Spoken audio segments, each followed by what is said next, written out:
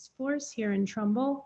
My name is Mary Beth Thornton. I'm the chairman of the town council, and I will be acting as temporary chair until the permanent chair and vice chair, secretary, and clerk are appointed. So will the clerk please call the roll? Tara Figueroa, Ashley Warner. Pascarella, but yes. Hello. Okay. Sorry, it won't change. Oh no, it's okay. It was Warner on the letter that I got, but I'll change it when subsequently.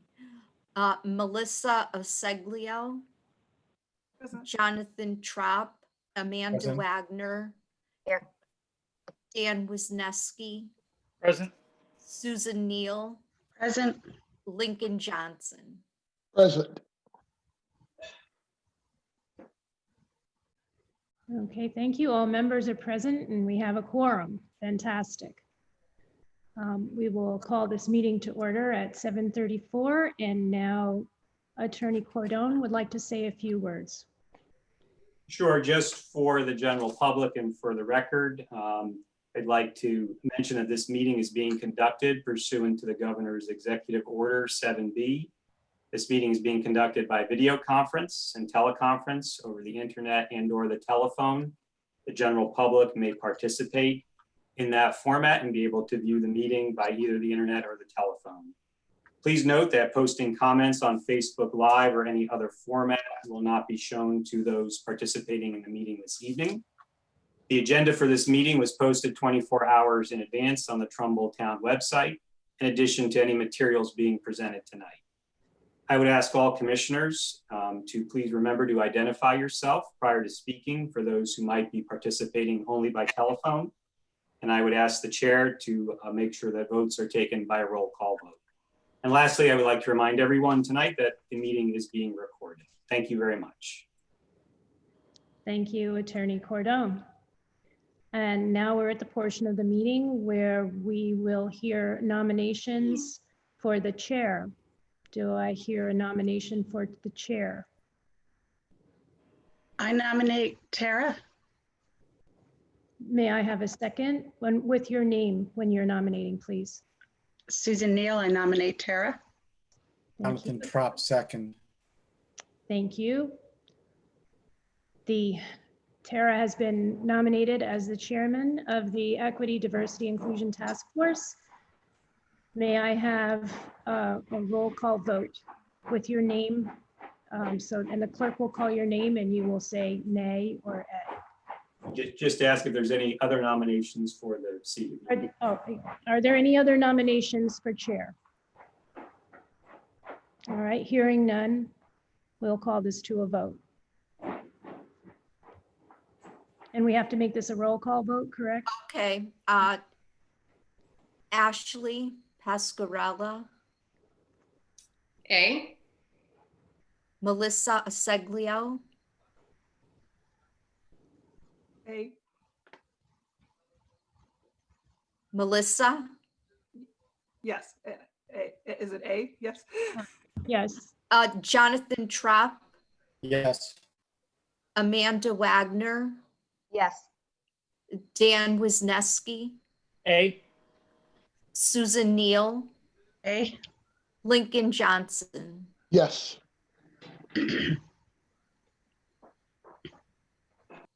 Okay, thank you. The vote was unanimous. Congratulations, Tara. You are now the chair of the committee. And now I believe Attorney Cordone, now she will take over the nominations, or do you want me to continue? Yes, please. Chair Figueroa, you are now chair. Congratulations, and you may run the remainder of the meeting. Thank you. Thank you. Thank you very much. For the role of vice chair, do we have nominations? This is Amanda Wagner. I'd like to nominate Jonathan Trapp. Is there a second? Dan Wisniewski, second. Thank you. It has been moved and seconded that we elect Jonathan Trop as our committee's vice chair. May we go through, sorry, Alexa. May we go through a roll call vote? Sure. Sure. Those in, Chair, those if in you, favor Chair should Figueroa, say sorry. yes. I've just asked if there's any other nominations.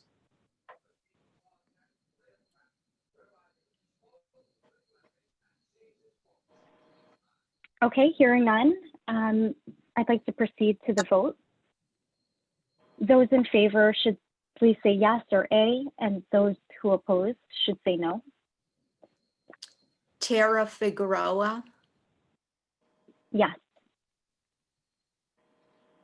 Ashley Pascarella, Yes. Melissa Seglio, Yes. Amanda Wagner, Yes. Dan Wisniewski, Yes. Susan Neal, Yes. and Lincoln Johnson. Yes. Excellent. Congratulations. The motion to nominate Jonathan Trop as our vice chair passes. Thank you. The next position we have for nomination is the role of secretary for our committee. Is there a nomination? I nominate Amanda Wagner. This is Jonathan Trop. And a second? Ashley Pascarella, I'll second it.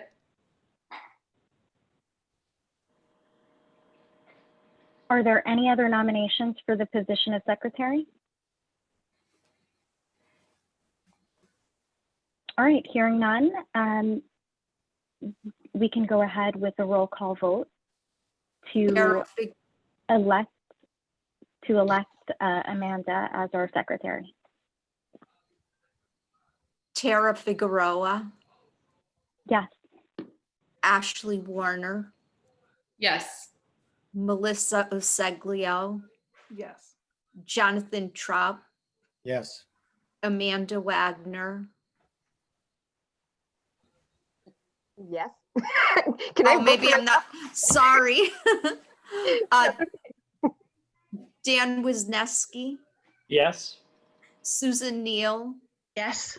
Lincoln Johnson. Yes. Excellent. The motion, the election passes with Amanda being appointed as our secretary for edit. Congratulations.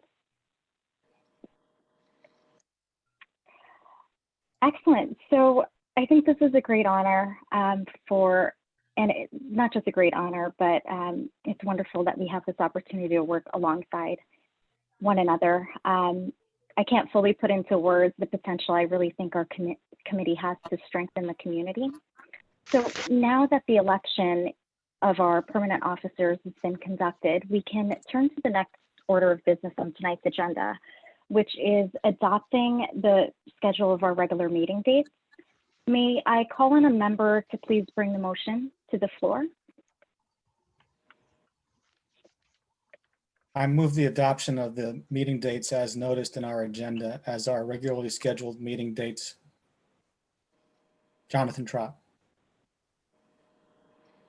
Thank you, Jonathan. Do we have a second? Dan Wisniewski, I second. Thank you. So it has been moved and seconded that we adopt the proposed meeting dates attached to the agenda. Are you ready for the question? Or is So- there any debate or discussion?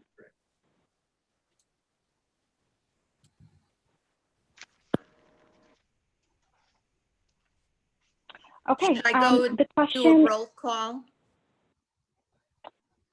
well, I think actually if there's any member who is opposed, otherwise I think we might be able to go ahead and approve by unanimous consent. Jim, correct me Yeah, if I yes, no, misunderstood that's that. fine. Yes, thank you. That's a good idea. Thank you. Okay, hearing no one in opposition, we can go ahead and pass the motion to adopt the dates proposed in tonight's agenda as the schedule for our regular meeting dates. Thank you. Moving we- along to the next order of, yep, That's fine. We could just, if everyone could just indicate by saying, raising your hand, yes, in favor of the regulation, we don't have to call a roll for that. I apologize. I should have explained that a little better. So just for the record, everyone is approving the agenda, the regularly scheduled meetings. Thank you. I apologize. no, thank you, Attorney Cordon, for clarifying that. It's helpful. So the next order of business is on the adoption of a mission statement for our committee.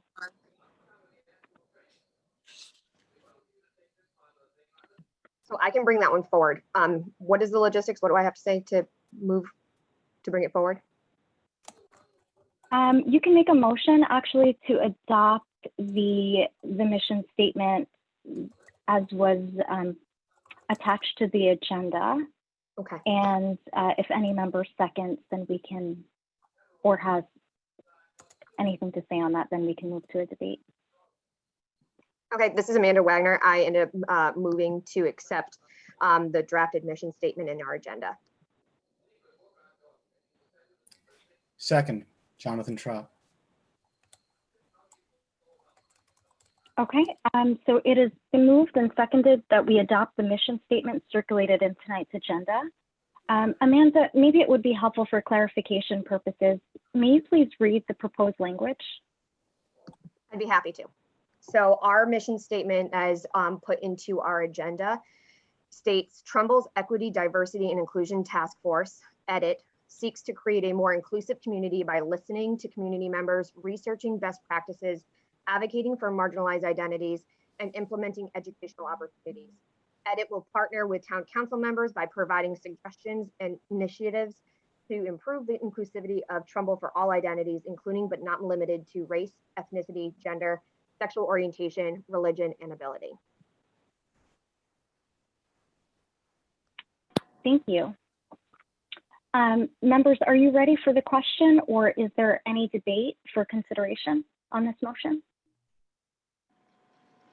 I think that Amanda is to be given the first opportunity to comment.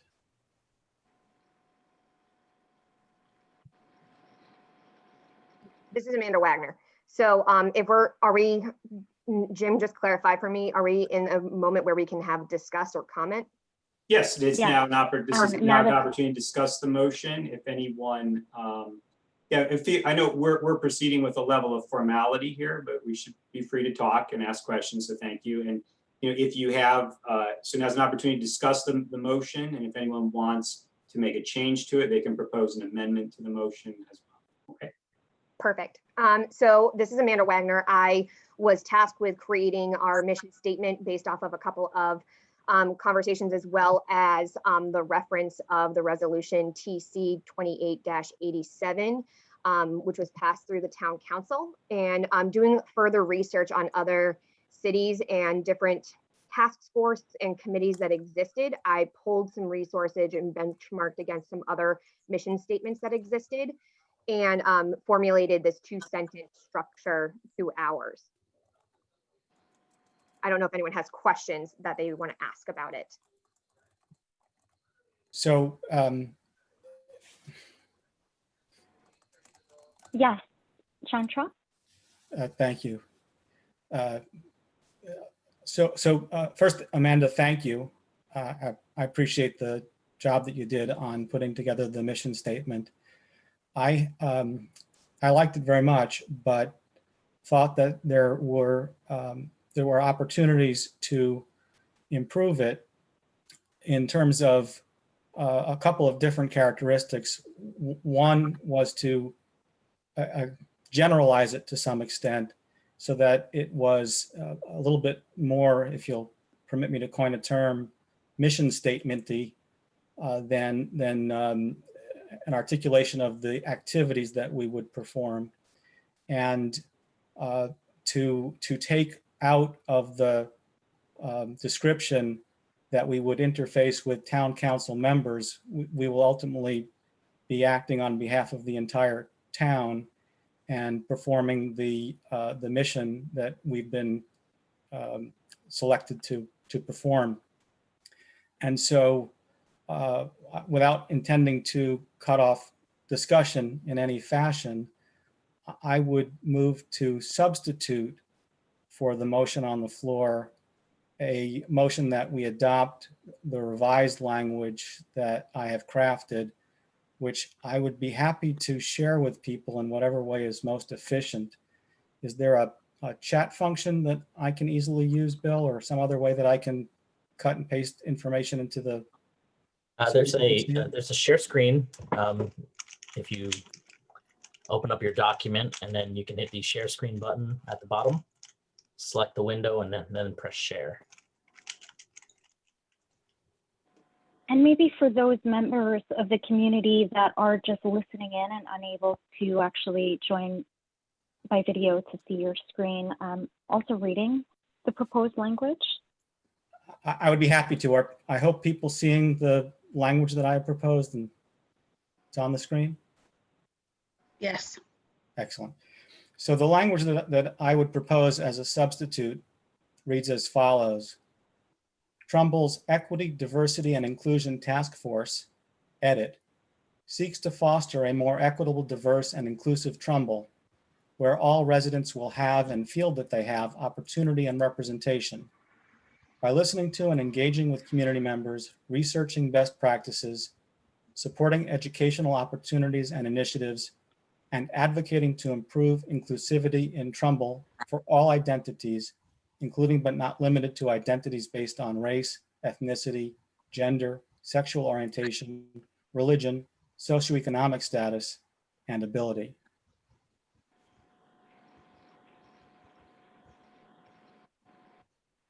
Is there a second for this motion to substitute?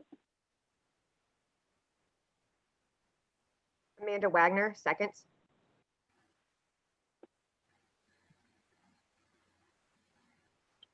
Okay, excellent. And so I'll ask again, are members ready for the question, or is there further debate or discussion that you'd like to have on the substituted language that John has provided us for our mission statement?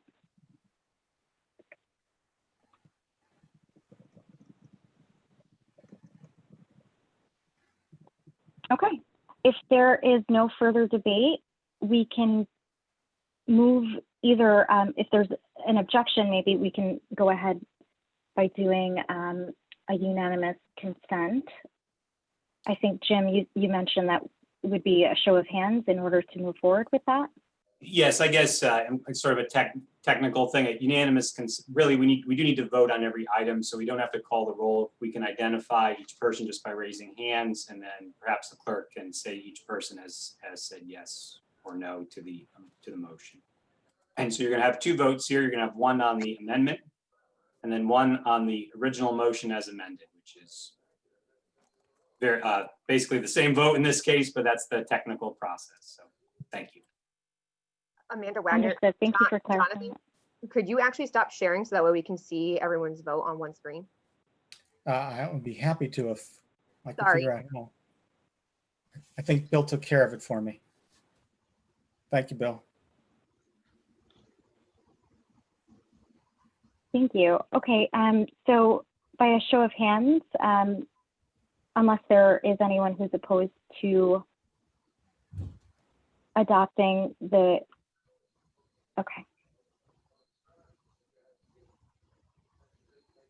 So all in favor will raise your hand for the amendment. Correct. Thank you so much, Jim. All in favor should raise their hands to adopt the substituted language for the mission statement. Okay, so let the record show that all members were in favor, and this motion passes. Thank you.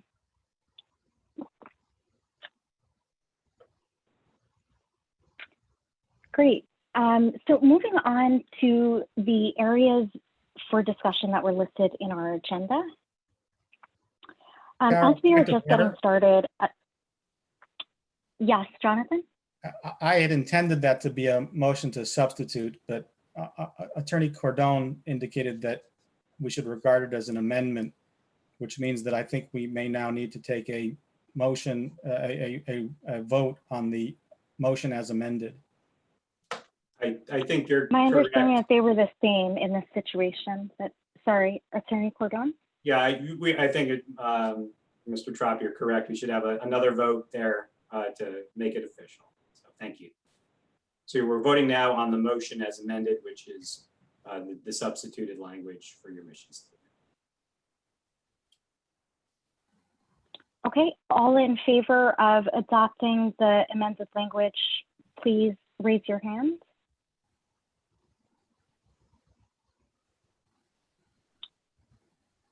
Okay. Let the record show that all members were in favor, so the motion passes by general consent. Thank you.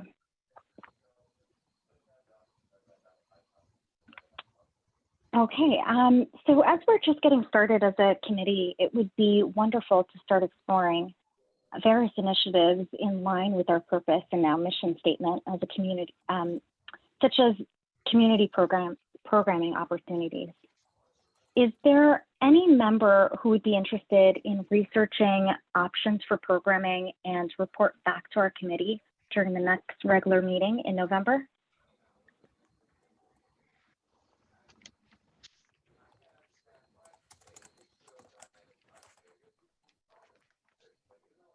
Melissa Usiglio, I'd be open to doing that. Thank you so much, Melissa.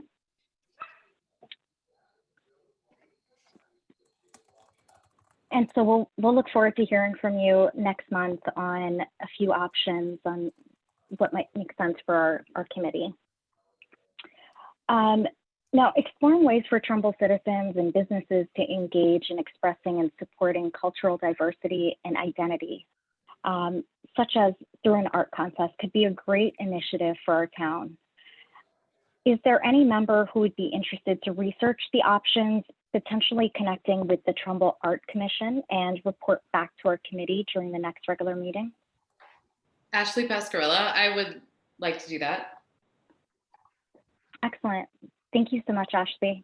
Look forward to hearing from you next month.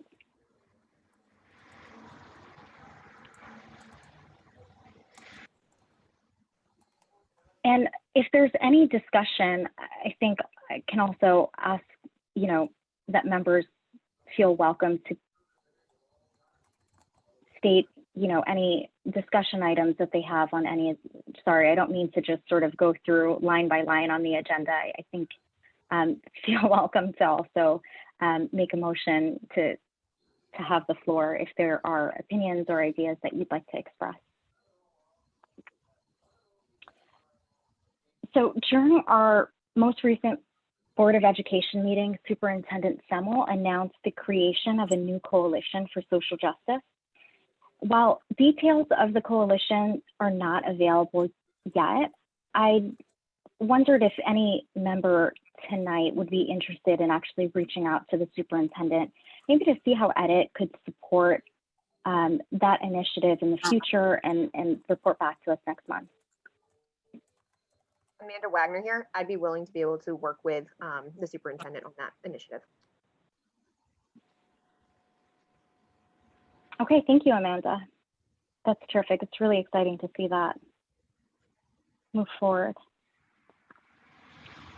So, of course, this community engagement is incredibly important, and we would be remiss not to give members of the community an opportunity to speak to us directly and share their suggestions or thoughts on how we can best serve them. Would anyone like to put a motion on the floor to schedule a public hearing? This is Jonathan Trop.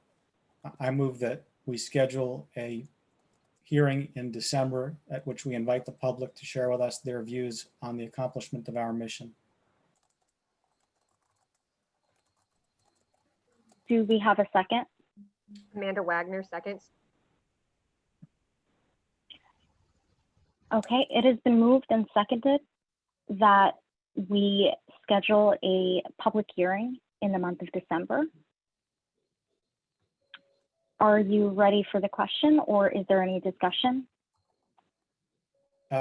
So what I had in mind is that we would invite the public to our regularly scheduled meeting in December.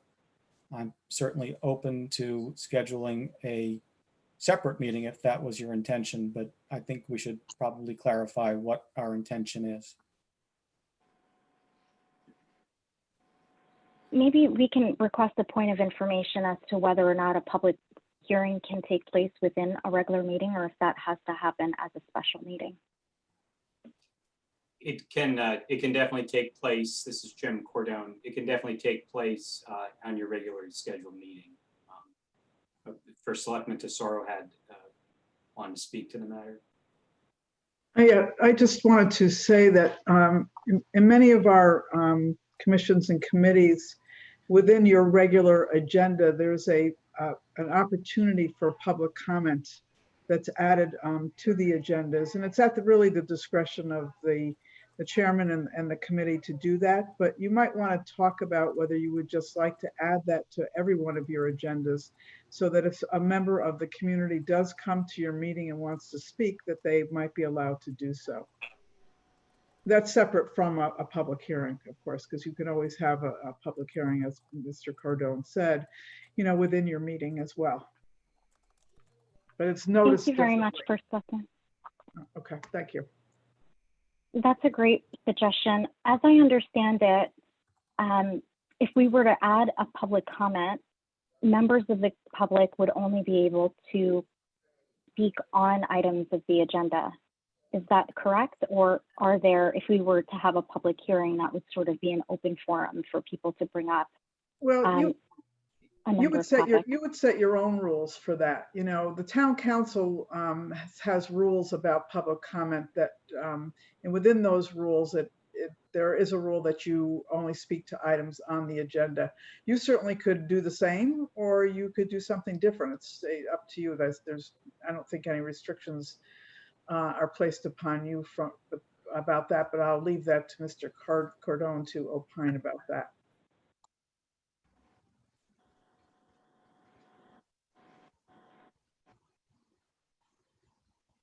I'd like to recognize Ashley.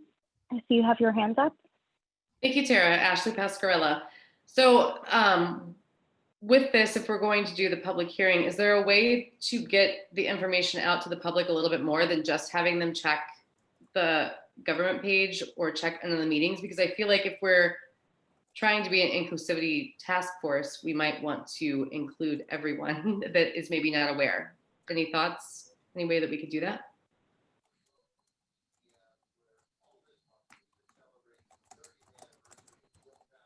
Amanda Wagner. I agree, Ashley. I think that if we are trying to do some sort of public forum, which I know that we haven't voted on that part yet, but if we do decide to do a public hearing, I think that we should utilize different social medias to like a flyer, like something that looks presentable to be able to post out there. Maybe even posting stuff. I'm even thinking about people that might not have accessibility, right? So that they might not have access to Facebook. How else could we get some flyers or some kind of printout? Whether or not we can get something into a newspaper to be able to indicate, maybe like a letter to the editor, right? Sharing that we are going to be hosting this public forum and taking the opportunity. I also have another thought when it comes to a public forum, particularly because diversity is very a large topic. I think something to think about within our discussion is having a focus in our public hearing, because if we don't have a focus, it could run very, very wild. And by wild, I really mean like we could be talking about one thing and then go all the way to a different topic, and then we lose focus of what we were originally trying to talk about or what we were trying to find more information about. So I'd be curious to have multiple public hearings over the course of time where it could be about one particular topic to hone in on some specifics, if that's makes sense.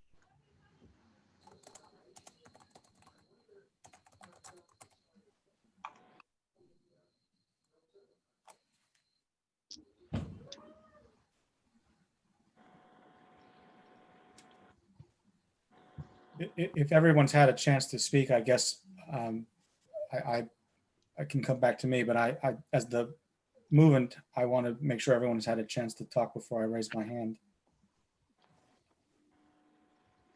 Jonathan, you're welcome to take the floor. I don't see anyone else raising their hand. Okay. So I'm all in favor of seeking to publicize the meeting as has been suggested. I think that a letter to the editor is of the Trumbull Times is a terrific idea.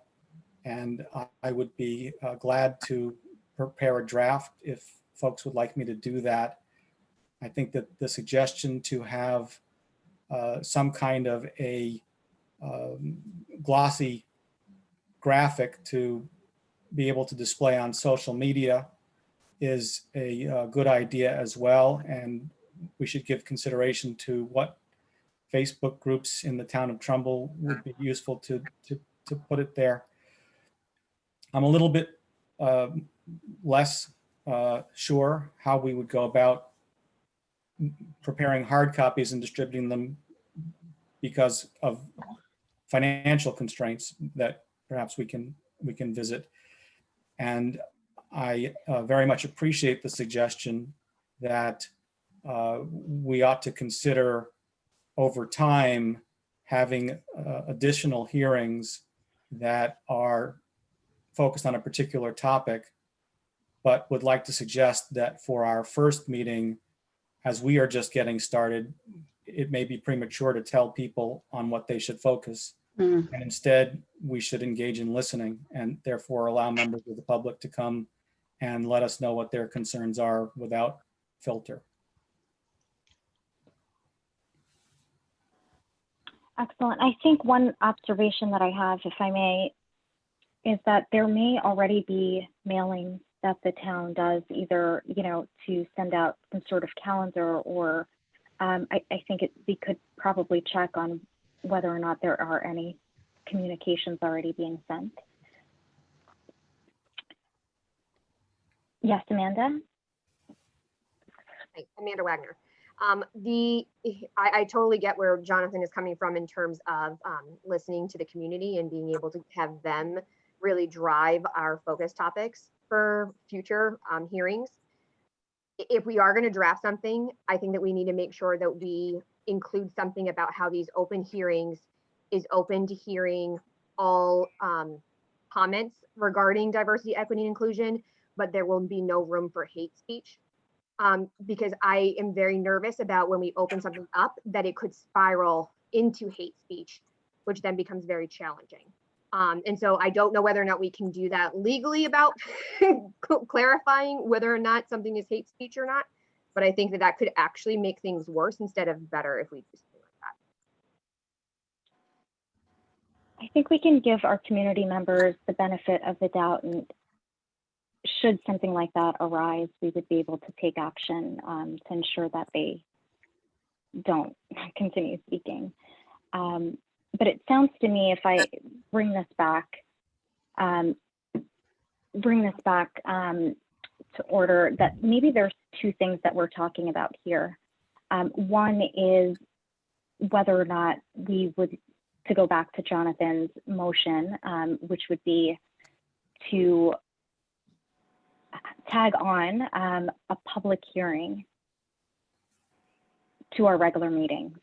There's another question that was also put out there, which from First Selectman Tesoro, which is actually, should we do a public comment during all of our regularly scheduled meetings? So those actually may be both in the same. Jonathan, I don't know if you'd like to amend your motion. Rather than calling it a hearing, maybe we're actually talking about opening up a public comment. We can discuss the logistics or maybe some of the rules that we structure around having a public comment before every meeting.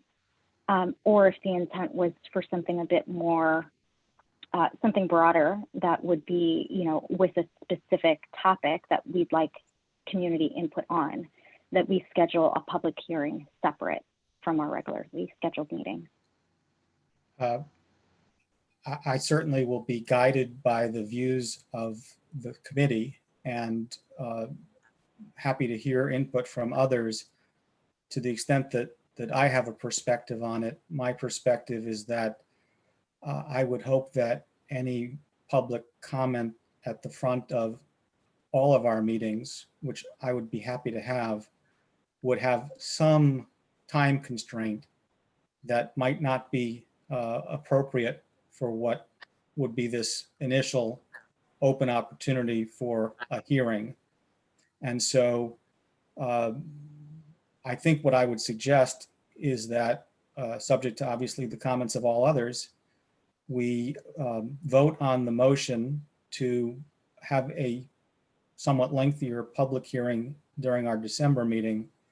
And once that motion is addressed, I or anybody can make a second motion to provide a period of public comment at the front of our regular meetings.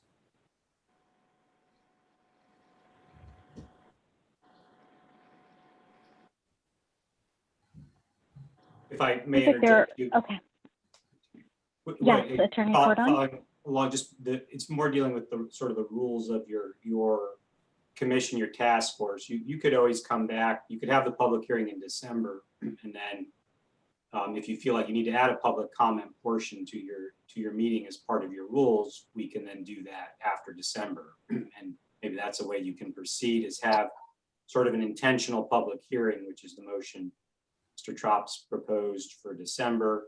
It's focused on receiving input across the board, and then if you feel like you need more public comment, you can then amend your rules to add that for future meetings. Just a thought.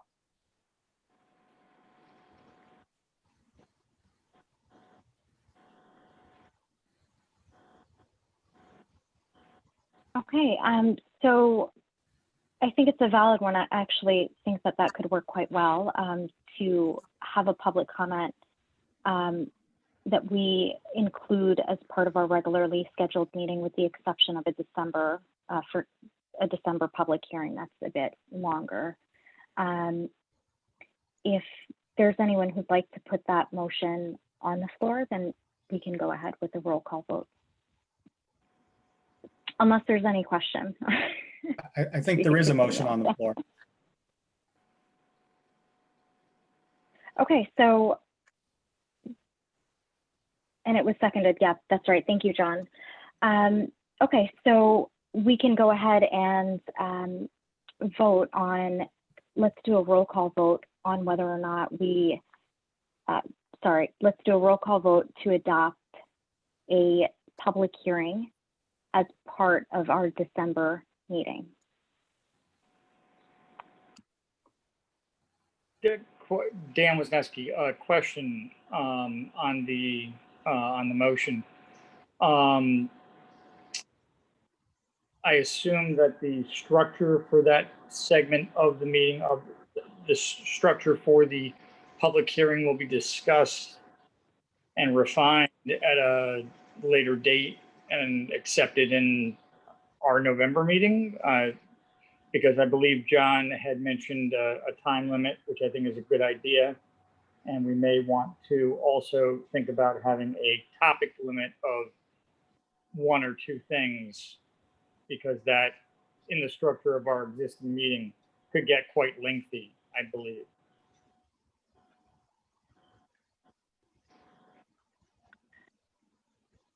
So I think we have a motion on the floor to actually establish a meeting in December.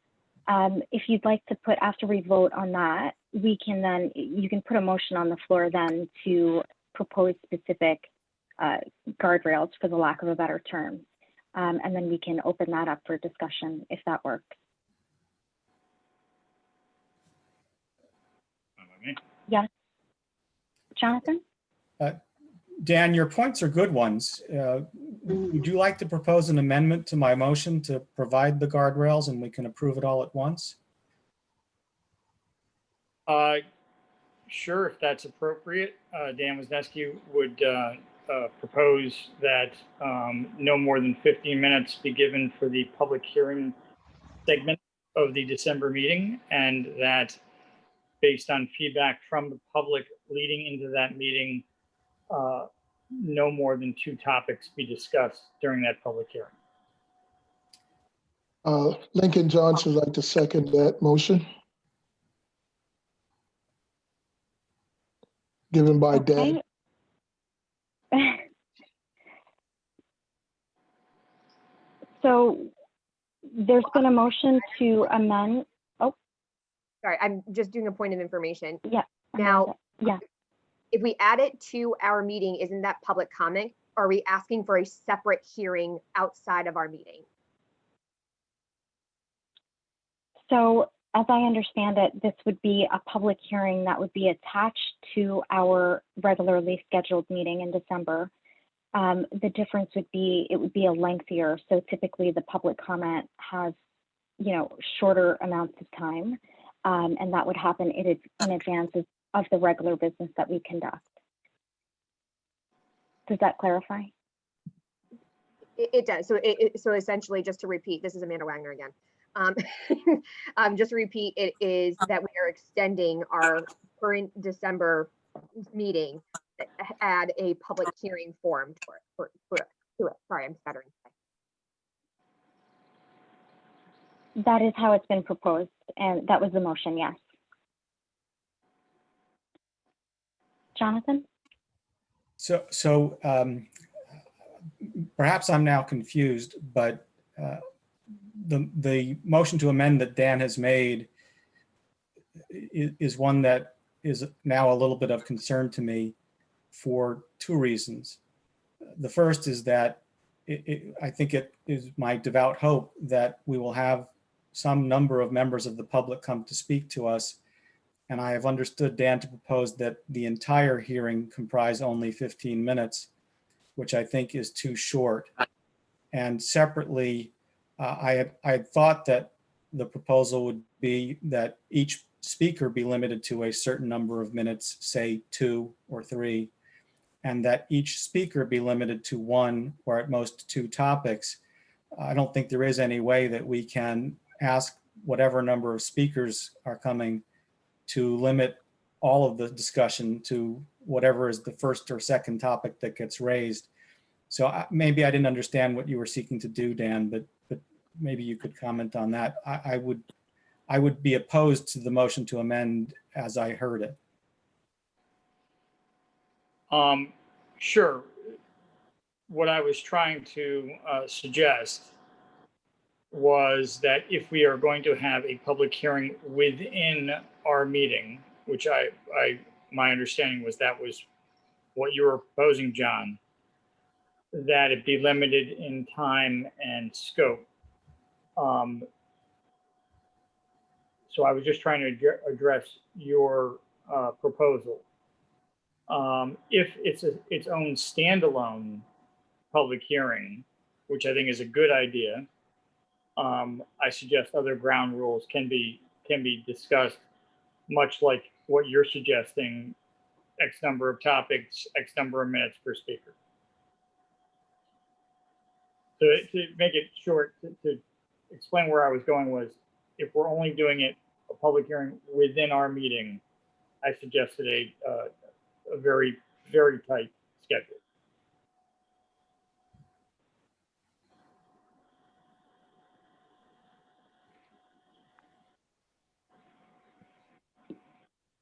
Is there any other questions around Dan's amendment to the motion? Ashley has her hand raised. Yes, Ashley?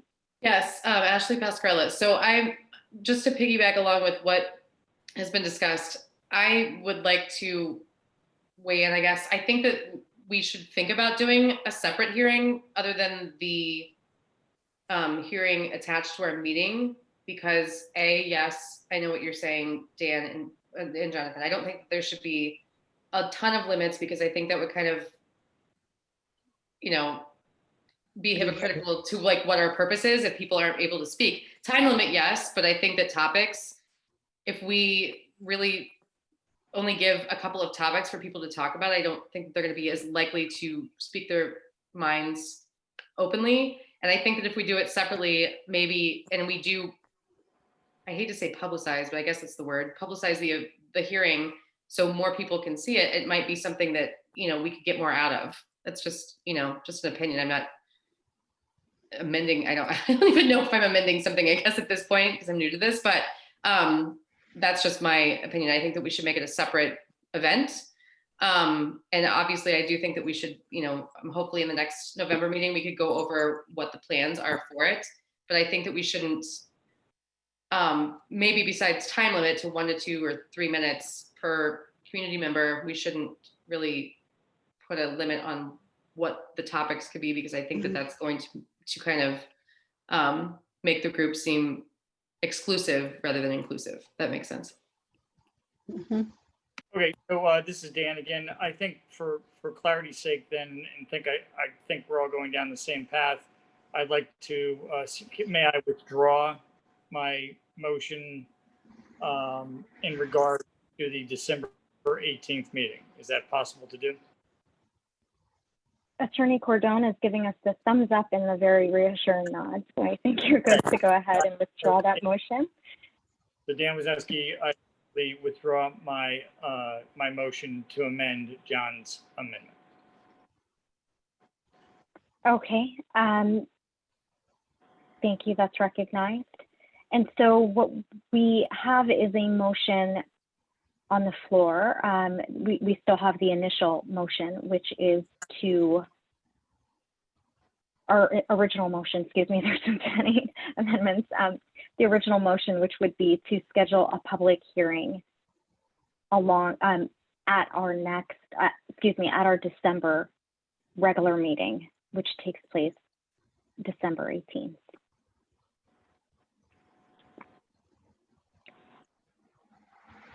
Yes, Jonathan. Have I correctly understood Dan and Ashley to suggest that they would both prefer that we have an additional meeting in December that would be for this public hearing? And if so, I wonder whether other members of the committee agree, in which case I would move to amend my motion to clarify that and add some guardrails for that. So, yes, Melissa? Hi, I just a question of clarification.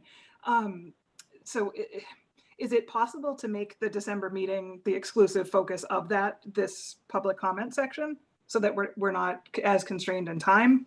It's hard to kind of plan not knowing what our agenda would be at the moment. Yes, that could be one option, but I think we, as a committee, use the opportunity to then convene as a body. So I think Ashley and others have suggested potentially doing a separate meeting so that we would have 2 in the month of December, which one would be a standalone public hearing that would be lengthier, and then we would still have our regularly scheduled meeting in December. Okay. So I would be inclined to agree with the separate meeting. Can I make one suggestion? Okay. Sure. Sorry, I'm just going to suggest the month of December is a difficult month. It's, filled with holiday celebrations even during this COVID time. So it might be difficult for you to get 2 meetings in December. Just making a suggestion, you might want to, take your December meeting and use the first hour of the meeting for a public hearing. And if it needs to go longer, just let it go longer. You don't need to worry about to be too formal about it, because it's up to you as the chair. You have that discretion to just move the time if you so choose. It's just a suggestion. I just think it's going to be difficult in December for you as members of the committee, because you'll be busy with your families and whatever school activities may be happening. If any this year, I have no idea. We hope there'll be some, but you may not want to tie yourself up too much in the month of December. And also for the community, because people are busy during December. Not that this isn't important, because it is, but I'm just saying that you want to get as many people there as possible. I agree with Very that. good point. So Ashley Pascarella, can we possibly move it to a different month? Because I just don't want to mute whatever people want to say. And I agree, that's a really good point, because I guess with COVID, I'm just not thinking about the holidays the same way, but I would like to. But could we propose to bring it about a different month so we can get like an ample amount of response, maybe? Or is that not, I don't know. I think we can certainly even explore doing a cadence for public hearings.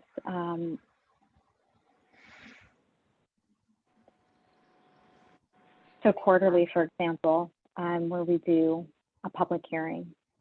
And maybe it's in the same format where we have a longer time dedicated within our regular meeting for public hearing. Yes, Amanda Wagner.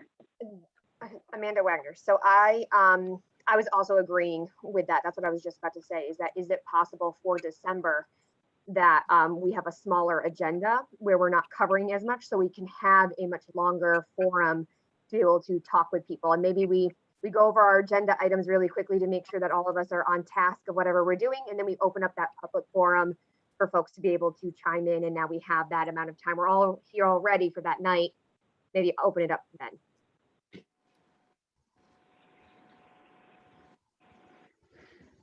I think it's totally valid. Jonathan, you had a comment?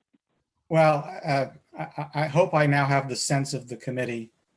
I'd like to move to amend my motion on the floor to provide explicitly that during our regularly scheduled meeting in December, we allocate up to 1 hour for public comment with the provisos that members of the public will be limited to no more than 2 minutes each to raise no more than 2 topics, and with the prerogative in the chair to limit the speech of any speaker who goes beyond the bounds, and of the entire period of comment if it goes too long.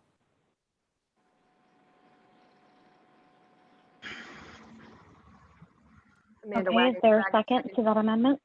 Amanda Wagner seconds the motion.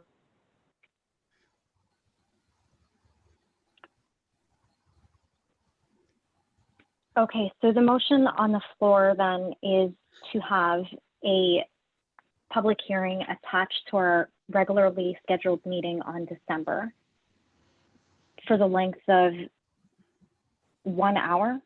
Is that, did I hear you correctly? Did I write that down correctly? No more than 1 hour.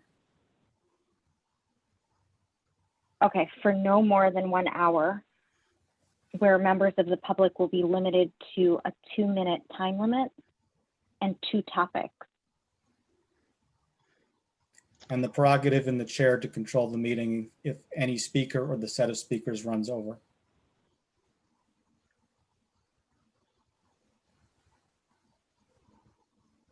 Of course, yep. I think that's implied if we adopt these specific guardrails. So are we ready for the question? Is there further debate? Oh, yes, Sue? I wonder if we should limit each speaker to one topic, the 2 minutes per speaker, and not have an hour limit in case, say, we had 2 people come that would bring it to 1 hour and 4 minutes and then they're cut off. So I wonder if we should just limit it to one topic a person, 2 minutes a person, and no hourly limit. Just throwing that out there. I think having, oh, Attorney Cordon. If you don't mind, if I may interject a little. So I represent the various land use boards, and every meeting there is a public hearing. And a public hearing is an opportunity for someone in the public to speak to the items that are on the agenda in the land use meeting. What you're doing in this instance is you are initiating a new task force. You just adopted your mission statement. And perhaps the purpose of your public hearing is to solicit the input of the public in general. What is on their minds? What are their concerns? What do they want you to address? And in most instances, folks play by the rules. They're going to be brief in their comments. They're going to be focused. So I do think that you are I guess maybe kind of guiding you, what's the point of the public hearing? The public hearing is to get comments from the public on whatever's on their mind, so that you, the guys, can just listen that night and then have something to talk about in your next meeting. So just a general thought, and in my experience, public hearings they move along. People are there, they have other things to do, they're going to be focused, and they will be good citizens and follow along there. So anyway, for what that's worth. I think that's a very valid point. We're thinking about opening this public hearing up for community engagement. It's our first opportunity to really hear from members of the public. Are two limits necessary? Will we be able to accomplish and have meaningful input from the community by limiting them in time and the number of topics?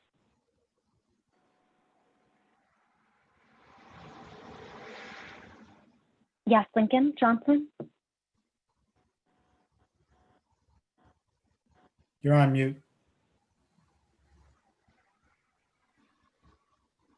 Lincoln Johnson, Chairwoman Figueroa, I was going to say, I think it's more important that instead of limiting the amount of topics, keep the time limit intact, so that regardless of how many topics they have, it's still 2 minutes that they have to, to provide us with that information. And the other thing I wanted to say too is that December 18th is the last night of Hanukkah. I'm not sure if you're aware of that.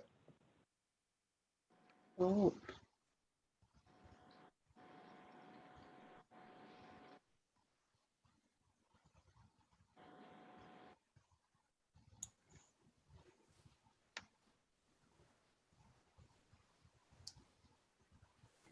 Tara, we can't hear you. Sorry, guys. I'm just looking back. I'm sorry. It's December 17th as the date that's actually in our proposed schedule. Sorry about that. Okay. So we've been talking about December 18th, but in fact, the regular meeting date is December 17th, which is a Thursday.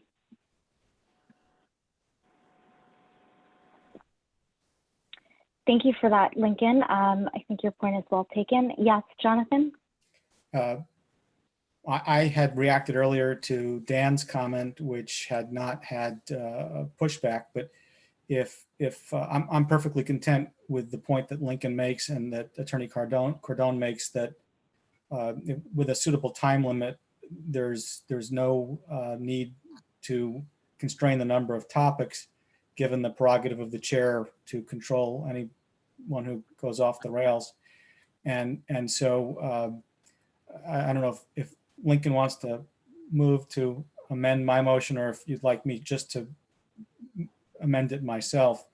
But I think we've got a pretty clear understanding of what we're trying to do, and I'd like to get to a place where we can vote on it. I would add that I would be very surprised if the 7th night of Hanukkah were an obstacle for anybody.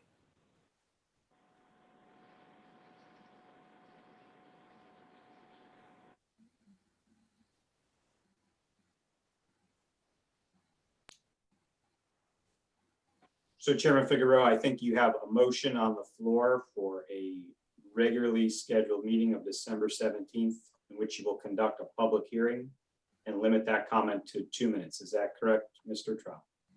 Yes, thank you. No problem. And I think we have a for Selectman Tesoro. I am just going to throw that out there again, that you should discuss the fact that you are having this meeting, during Hanukkah. I don't know whether, it's not celebrated the same way as a one holiday, like on Christmas. You celebrate Christmas on December 25th. Hanukkah is celebrated for 8 nights, and families do celebrate it every night. So I don't want to speak for anyone else, but I think you should discuss that a little bit more, just because of what this committee is all about.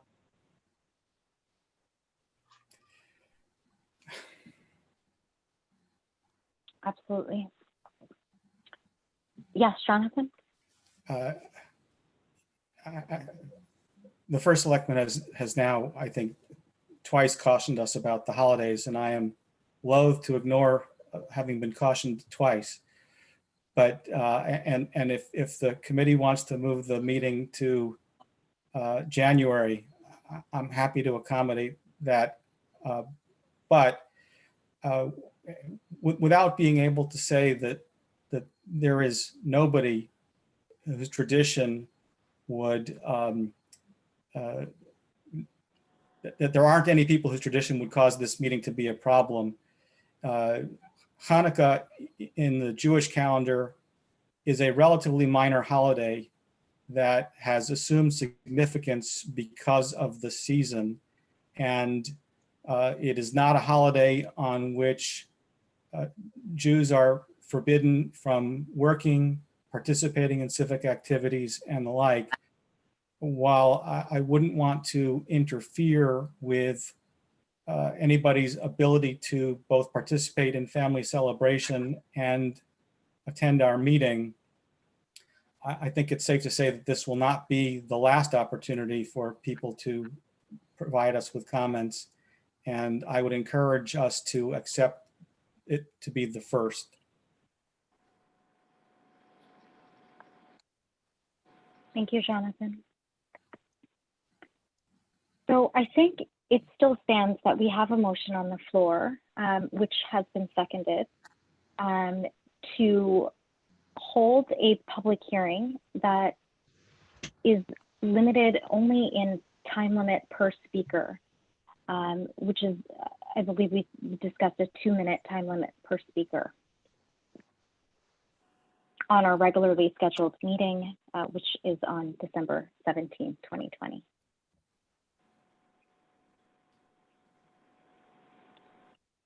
So if we could proceed then with a roll call vote, and those that are in favor to schedule this regular meeting, Chairman, I have a they question. should say yes, or I'm sorry, go ahead, Amanda.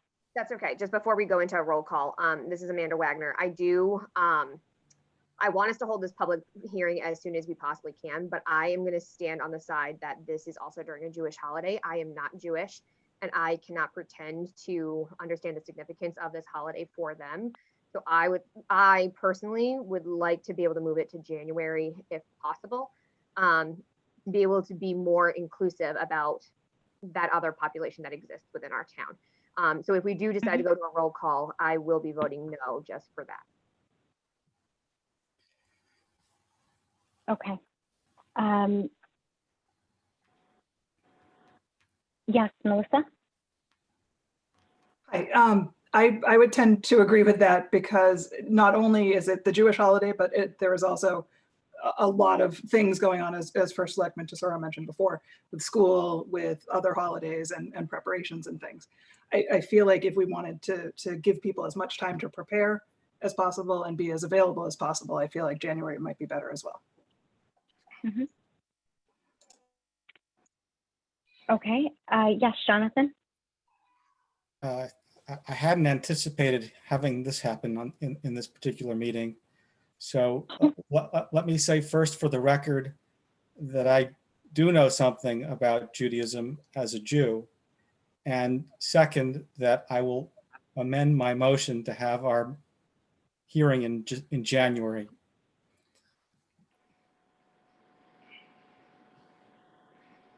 Thank you. And so we have, and let me just grab the date to ensure that we get that in the record for the meeting in January. That date, yes? Oh, I'm sorry. I didn't mean to interrupt. Go ahead. Well, I guess I do because of what you're about to say.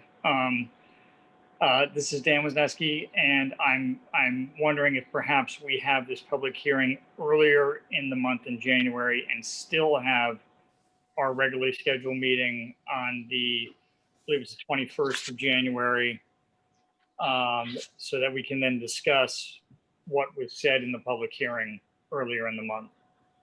And after January 1st, things do fall off quite a bit, I think, with people's gathering. So if we added a public hearing to the schedule, which I think we could do by John changing his amendment to add the date, perhaps 2 weeks earlier. So that would be what, the 7th? We could have a public hearing on the 7th.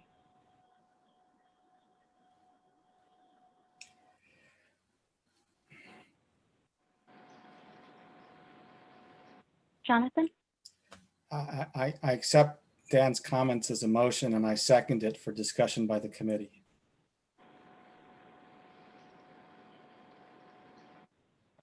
Okay, so it's been moved and seconded to hold a special public hearing separate from our regularly scheduled hearing in the month of January. The proposed date for the public hearing would be on January 7th.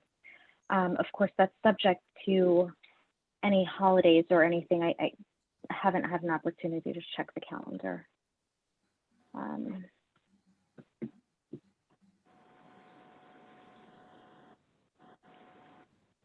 So barring no holidays or anything, I wonder if we can go ahead and do a roll call vote to hold a public hearing in addition to our regularly scheduled meeting in the month of January. I suspect, even though it hasn't explicitly been said, the same guardrails we discussed in your previously amended motions, where there would be a time limit per public speaker to 2 minutes, still stands. Is that correct? Yes, although I think Attorney Cordon may have some guidance for us. I saw his hand.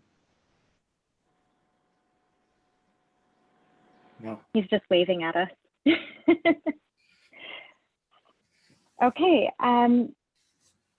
so why don't we go ahead and do a roll call vote? Is everyone clear on what the motion is that you're going to be voting on? Okay, I see everyone nodding their heads. So Marissa, if you would do us the honors of calling I'm sorry, is Amanda, was there? Yes. I was just wondering if you could repeat it, because we also have people in the audience too. Okay. I was curious whether or not we could just confirm what it is that we're voting on. Absolutely, happy to.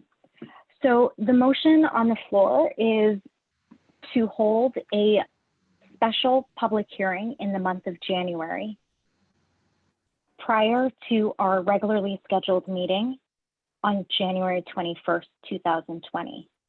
During this public hearing, there will be time limits that we implement in order for everyone to be respectful of each other's time, to 2 minutes per public speaker. So all in favor should say yes or aye, and those who oppose doing this should say no. Tara, point of order. Yes. The motion is Yes. to have the meeting in January 2021 before our regularly scheduled meeting. Correct. January Thank you. 7th, and is it 7:30 p.m.? 7:30 p.m. Thank you. So I guess I should read that back again. One last time. Ashley, are you raising your hand? Do you have a question? Sorry, no, I have a toddler with a toothbrush. Awesome. Oh, I love being able to see little ones, little helpers during these meetings. No worries at all. No, we've all got it. I'm hiding in my daughter's room right now. So just to restate the motion that has been brought to the floor and seconded, we will be having a special public hearing in the month of January prior to our regularly scheduled meeting on January 21st, 2021, which would commence at 7:30 p.m. and implement time limits of 2 minutes per public speaker. All in favor during the roll call vote should say yes or aye, and those who oppose should say no. Marissa, would you do us the honor? I think the actual motion was to have the public hearing separate from our regularly scheduled meeting on the 21st, and the suggested date was. Yeah. Correct. I didn't want, sorry, we haven't had an opportunity to actually check the calendar though. So for the purpose of not having to go forward with an amendment later on the date, allowing that opportunity to have the public hearing in January prior to our regularly scheduled meeting would give us the opportunity to look at the calendar, but maybe that's incorrect. Jim, could you clarify on that, please? I think, Chairman Figueroa, I really appreciate the intent and what we're trying to accomplish here. I think a public hearing in January makes great sense for all the reasons already discussed. We do need to confirm a date. So perhaps it's only October. We can settle on it, the final date in November. I know there's a town council meeting on October 7th already. I said January 7th, I'm getting myself confused. So you wouldn't want to be stepping on your audience. You want to get as many folks as you can. So perhaps if you, there's been a lot of motions on the floor tonight, so I want to make sure we got the right one at this point, and everyone's doing a great job. I really appreciate your efforts here, trying to follow the protocol, and I know this is a new task force. I think that you are wise to pass a motion authorizing a public hearing in January prior to your January 21st public hearing. Next month we can nail down the date. Would make good sense, I would think.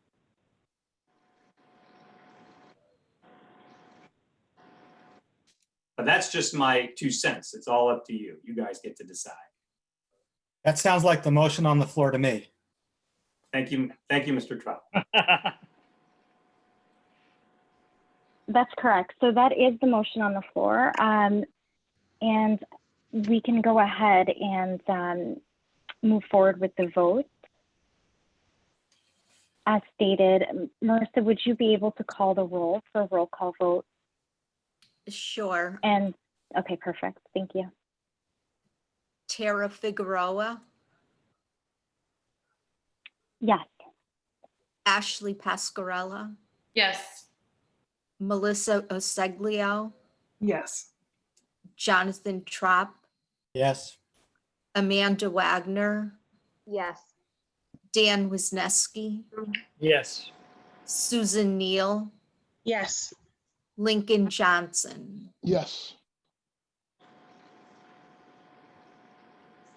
Terrific. Okay, so the motion passes to have a public hearing in the month of January prior to our regularly scheduled meeting on January 21st, 2021.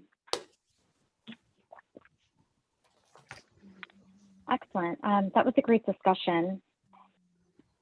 And I think there may have been another question on public comment that we haven't been able to address yet. So now that we've settled and maybe that's a unanimous consent one where we, for meetings moving forward commencing in November, we would allow the public an opportunity to comment. Is there a motion on the floor? Would anyone like to propose a public comment?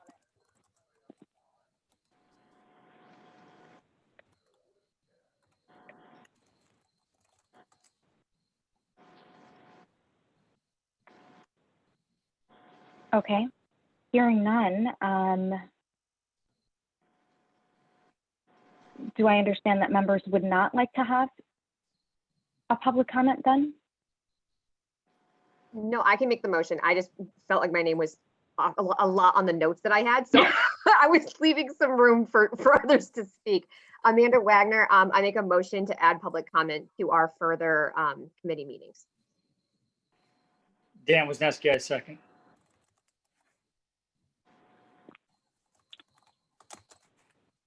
Okay, so there is a motion on the floor to add public comment to our future meetings commencing in November. Perhaps it would make sense to also implement some of the time limit specifically to 2 minutes per speaker during public comment. Are there any questions regarding the motion? currently on the table. Or sorry, not on the table, on the floor.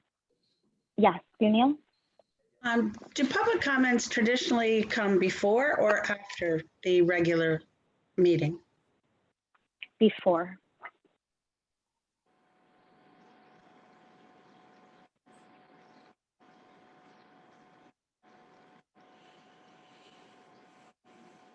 Amanda Wagner. The reason why I'm putting the motion on the floor is because I think that as a community that is supposed to be responsive to the community, committee responsive to the community, sorry, words are getting jumbled today. I think that we should allow a platform in each meeting for voices to be heard about what we're talking about. That could help to motivate some of our conversations in that particular meeting.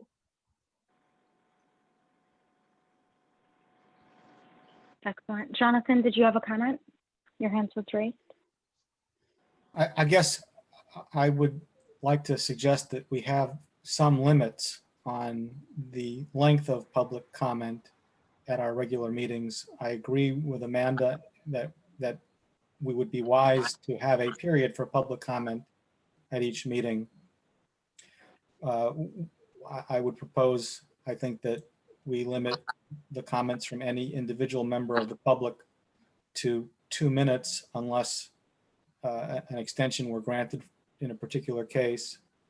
And I guess the question is whether we should put a 15 or 20-minute cap on comment at each meeting, or perhaps a limit on the number of members of the public who could speak at any individual meeting.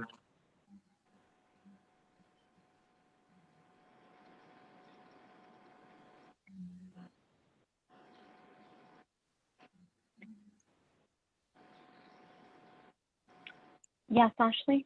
Could we just do, sorry, could we just do what the council does and have people ask ahead of time? I mean, it's not, you don't have to do that, I guess, always, but where they have like approved, like people request to speak possibly. So it's not just a free for all. I mean, I don't feel like that's going to happen, to be honest with you.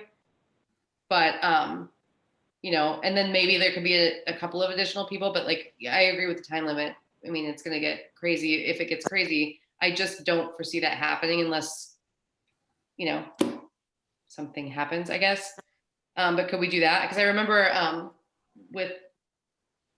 think it was with the edit meetings ahead of time. I can't remember which meeting it was, but it was like, you know, approved. People were approved to speak, and then it was maybe sometimes last minute, but at least we knew like kind of an idea of who wanted to speak. I don't know what the actual stipulations would be, but you know. A sign-up sheet beforehand. I think a number of committees do that. The BOE now does that as well.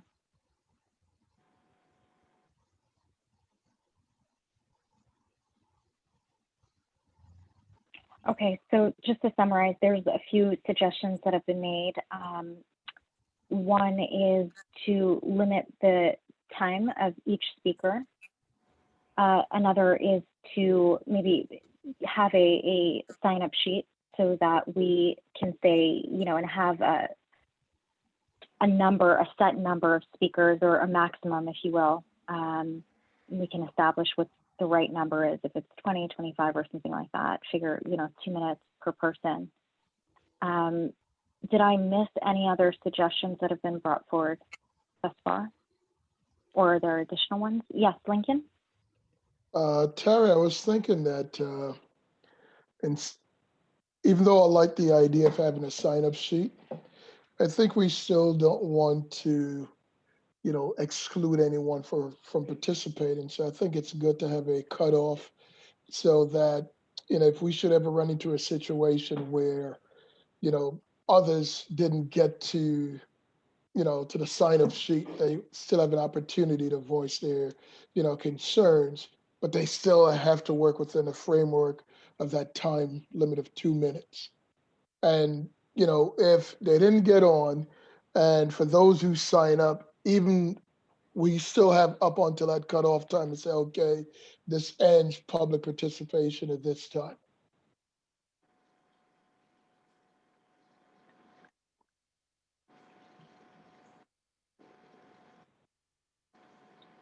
So to set public comment to, let's say we dedicate 40 minutes at the beginning of our Yes. public meeting, or excuse me, our regularly scheduled meeting. Mhm. So like Amanda if, Wagner, I'm going to make a Yeah. motion to amend my previous motion. I'm going to change or amend it to adding a public comment to future committee meetings where there will be a 2-minute time limit per participant with a maximum of 40 minutes dedicated to public hearing or public comment. So you're withdrawing your initial amendment and you're adding that amendment. That's Mhm. what we have, correct? Commissioner Yes. Wagner. Yes.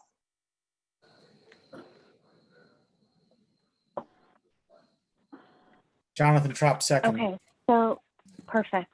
Thank you.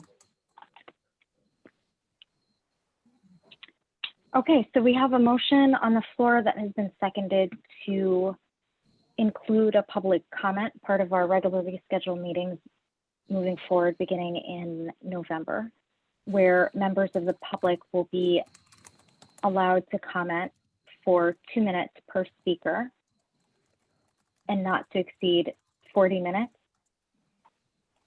of the time slot of the agenda.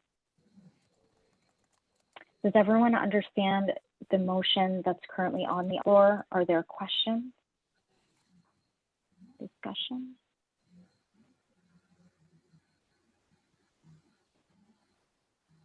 Okay, so I think we can go ahead with a roll call vote. Those in favor of adopting a public comment in advance of our regularly scheduled meeting commencing November, please say yes or aye, and those who oppose say no. Marissa, would you kindly take us through the roll call? Might we do this by unanimous consent?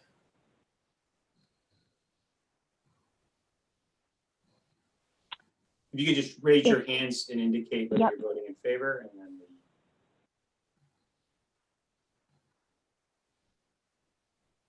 Okay, so by unanimous consent, we are approving the public comment for our future meetings. Thank you all so much.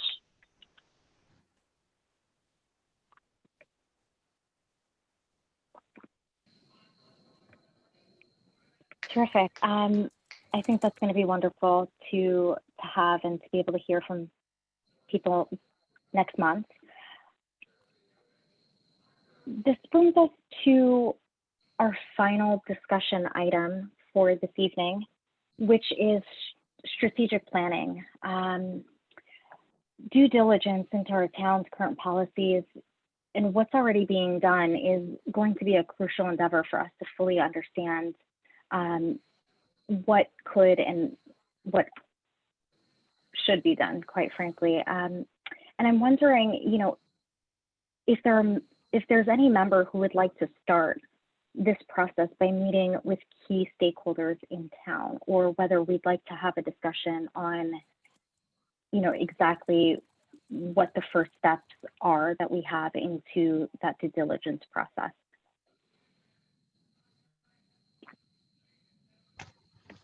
Yes, Jonathan. I think it would be wonderful if several of us individually took responsibility to meet with appropriate representatives of various town constituencies. And so we might have one committee member speak with the superintendent of schools if he will speak with us. One committee member speak with the chief of police if he will speak with us. One committee member who might speak with the first select woman if she will speak with us. We might have one of us speak with each of the leaders of the caucuses on the town council and other interested constituencies in order to begin the process of gathering information about the state of our town and how folks who are invested in it think we might improve it.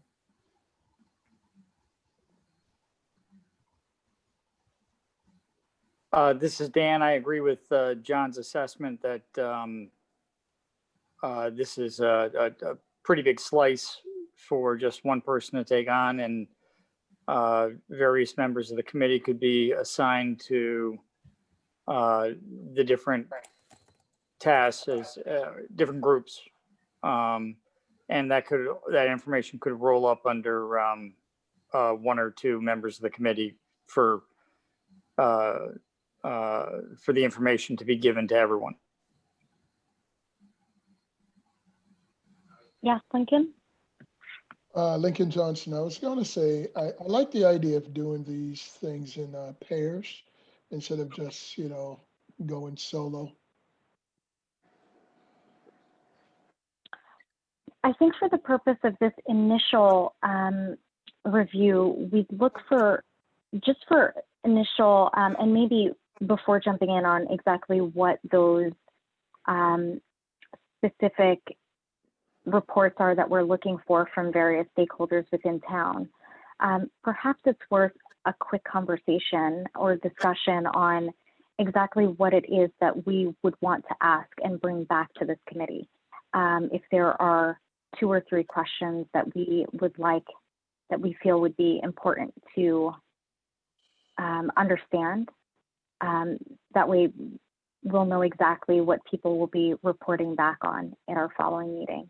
Maybe a good place to start, and then aligning on exactly which of those stakeholder conversations make sense to have between now and November. This is Dan Wisniewski again. May I then suggest that we put a little more rigor around the strategic planning piece of this, and cut up a chunk of the November meeting to more fully discuss best practices on how to do this. I think we've got some good ideas here with John and Lincoln, and I'm sure there's others that also have good ideas. It might bear, really making it a large size agenda item in November. And we can gather information between now and November individually on how we think we should proceed. Yes, Amanda? Wagner. I agree with what Dan is saying about maybe dedicating a little bit more time in November for us to be able to maybe do a little bit of research on our own about like other things that might be doing in other towns, so we can come back and really understand what we want to do for our strategic plan. But what I think that it would be really beneficial if somebody could take the point as to analyzing like the different departments in our town that could be impactful, and maybe creating a list of departments that we want to connect with instead of just hoping that we can come up with that list together. Maybe that one person can have that list ready for November. We all come back together in November, and now we share the questions and what we're truly trying to gauge from those conversations. And then we can divide up those different departments so that one individual ended up finding that was important. Yes, Jonathan? All of that makes sense to me. I'll just add, since the question was asked, that I would hope that those of us who will meet individually or in pairs with various constituencies around the town will ask the questions: how are we doing? What are your challenges? How can we help you?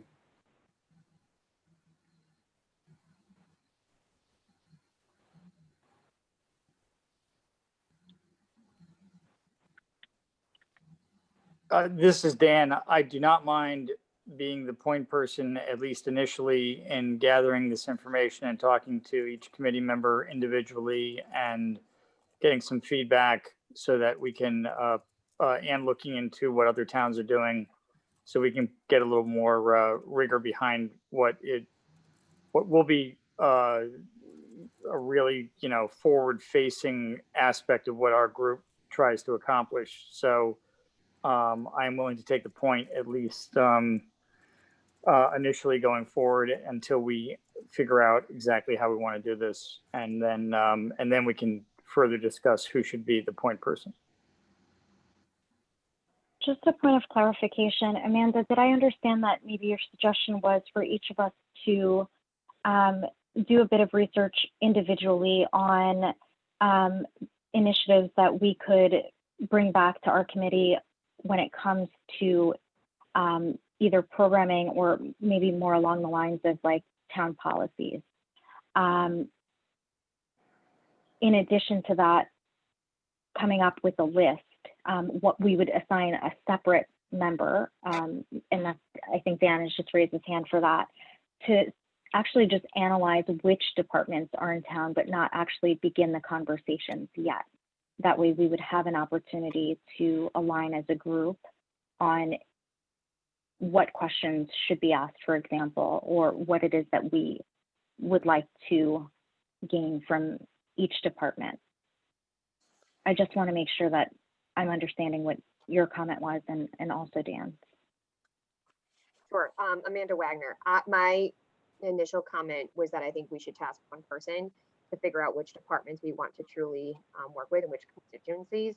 And then in November, we can divide those amongst ourselves. So that way we can be able to all, if we all divide, let's say there is 18 different departments or key people, each of us are taking 2, or I don't know, I'm making this all up. I don't know math, but my point is like, we can be able to divide up equally. And then we can all have a set of questions that we're going to be asking. And Jonathan ended up coming up with 3 right there. Like we can all think over the next month of any other initial questions that we think are super important for us to be asking. And then we'll all have the same game plan come November.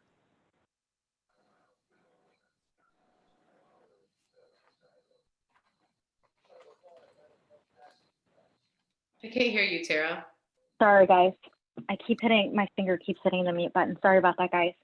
Are there any other questions or comments, observations around the strategic planning endeavor? I think at this point, if I'm to summarize the comments that and the suggestions we've received so far, A would be ensuring that we have a longer chunk of our agenda come November dedicated towards discussing strategic planning.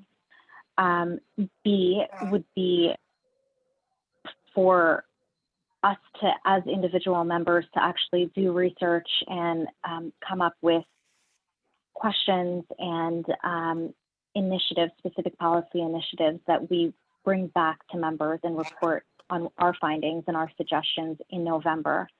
And the third is having a point person, Dan has put his name forward, to analyze which departments in town we would want to, or that makes sense from an equity, diversity, inclusion standpoint, to actually begin liaising with and connect in November to then decide who will actually have those conversations and carry forward a bit more due diligence. Did I miss anyone's comment, or is there anything in addition that you all feel would be important to put forward?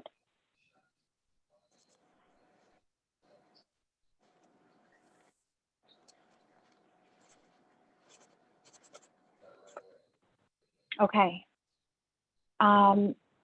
So I think then we have to actually have the motion. We need to have someone second it. So is anyone brave enough to try and summarize sort of where we've landed now with regard to that, or unless it's something that at this point we may not even need a motion? I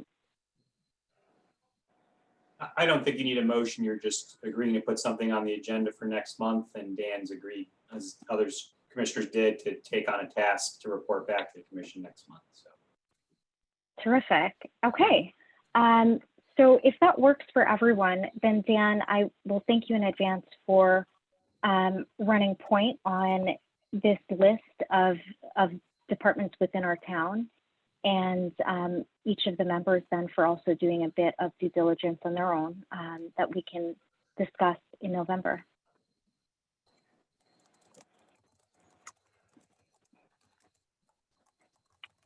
All right, excellent.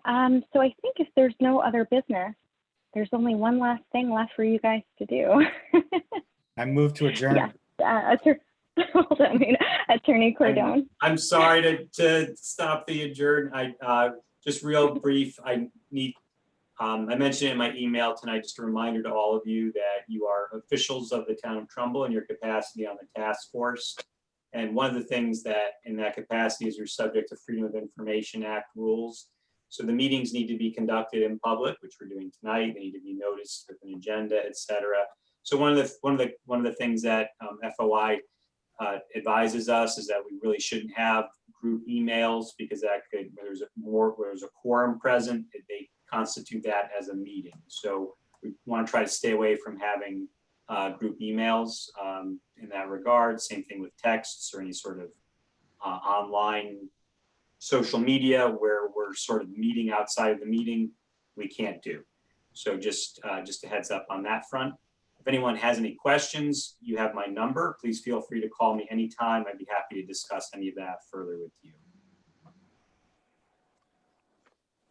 Thank you very much, Attorney Cordone. Sunil? I have a quick question about how to handle something. I received a message from someone who is forwarding me a message that they received about policy in the town having to do with a holiday. And I'm not sure that goes to us. I'm not sure what to do with it. Do I bring it up to everyone here? What do I do with this? Sure. So something like that, you can certainly refer to the first selectman's office, or if you have any question like that along the way, please feel free to give me a call. I'd be happy to, help, walk you through what the next steps would be. And okay. Thank you. Sure, yeah, sure. And that's great that someone reached out to you. You guys are already doing your job. Maybe it's also worth noting, Attorney Cordone's full contact details are within the contact document that was circulated to each of the members. So in case you haven't seen it or aren't sure where to find that, you can refer back to that. Tara, as a point of information, may I ask for a clarification from Attorney Cordone? Please do. Jim, I understood you to say that group emails are potentially problematic because certainly if we take an action, it could be deemed a meeting, which would be outside of the noticed meetings to which the public was provided advance notice. But does that also mean that where no action is taken, group emails are a verboten means of sharing information? So for example, if someone circulated an email that said, as a reminder, our meeting is tomorrow, is that a problem?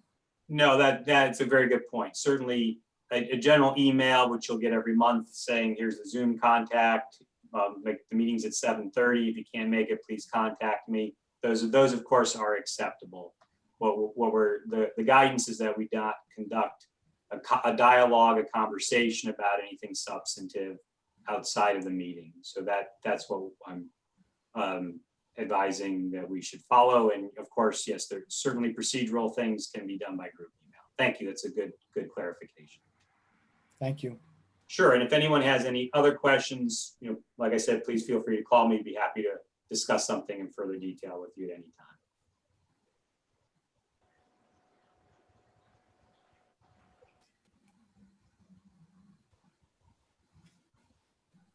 Terrific. Yes, Jonathan Trapp. Jonathan Trapp, if you'll now entertain it, I move to adjourn. Do we have a second? Amanda Wagner seconds.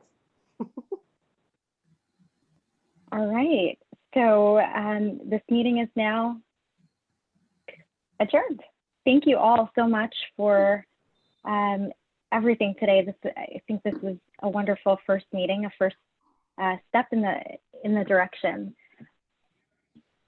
Great. And thank you to everyone. First Selectman Tesoro for joining, and Mary Beth, thank you so much. Yes. Great meeting. Thank you. Thank Thank you.